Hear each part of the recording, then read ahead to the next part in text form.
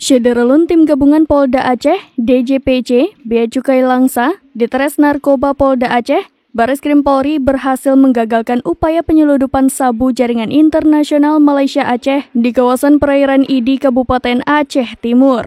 Dalam operasi tersebut, aparat gabungan berhasil mengamankan barang bukti sabu seberat 20 kg dan 3 orang anak buah kapal yang melakukan penjemputan. Kapolda Aceh Irjen Pol Ahmad Kartiko saat konferensi pers di Aula Mahdum Polda Aceh pada Kamis 30 November 2023 mengatakan ketiga ABK tersebut berprofesi sebagai nelayan yang mendapat bayaran 130 juta rupiah untuk sekali penjemputan.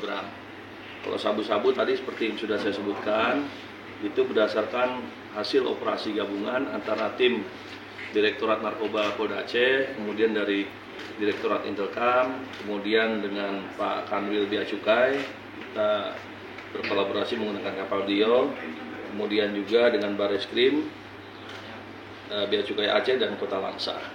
Jadi ini ada informasi dari masyarakat bahwa wilayah tersebut sering digunakan untuk masuknya narkotika jenis sabu dari Malaysia, dari arah Malaysia. Jadi berdasarkan hasil informasi tersebut, kemudian dilakukan penyelidikan. Ada kapal yang dicurigai, kemudian kita lakukan intercept secara paksa, kemudian dan di dalamnya ditemukan 20. Mereka mengaku baru pertama kali melakukan penjemputan barang haram itu.